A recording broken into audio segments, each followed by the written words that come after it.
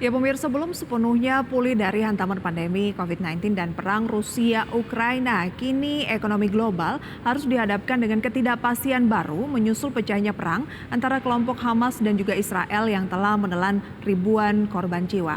Ya, perang di Timur Tengah itu diperkirakan akan meruntuhkan kepercayaan akan pemulihan ekonomi dunia dan diperkirakan akan mendorong tren inflasi baru dan kemungkinan bisa mendorong para gubernur bank sentral mengerek suku bunga.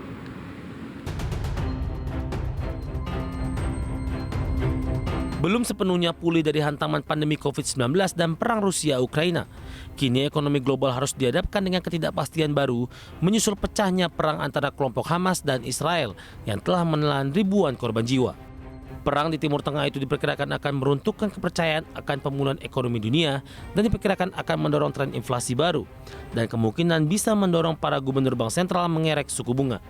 Saat ini memang belum jelas seberapa besar dampaknya dan masih butuh waktu untuk mengukurnya.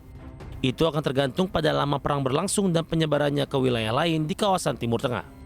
Perang ini berpotensi menambah tekanan terhadap perekonomian global yang sudah melambat dan pasar Amerika Serikat yang masih beradaptasi dengan kemungkinan suku bunga tinggi The Fed masih bertahan lama dari prediksi investor.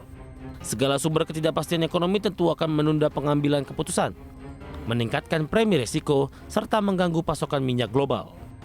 Wilayah Timur Tengah bukan hanya rumah bagi produsen minyak besar seperti Iran dan Arab Saudi, namun juga jalur pelayaran utama melalui Teluk Suez berada di wilayah tersebut. Perang terbaru ini berkembang secara berbeda dari konflik yang terjadi di Timur Tengah selama beberapa dekade terakhir.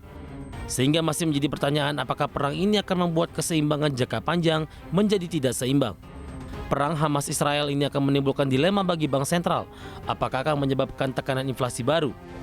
Para pejabat The Fed sebelumnya menyebut bahwa kenaikan harga energi baru-baru ini berpotensi mengganggu prospek penurunan inflasi Amerika Serikat secara bertahap.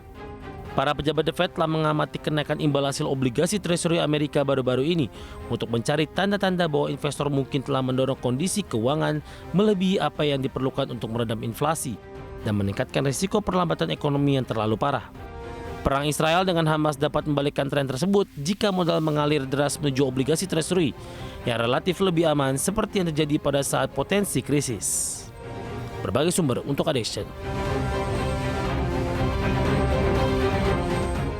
Oke, kita turut prihatin akan ribuan korban yang kemudian dimunculkan dari konflik yang terjadi di Timur Tengah, Hamas dengan Israel.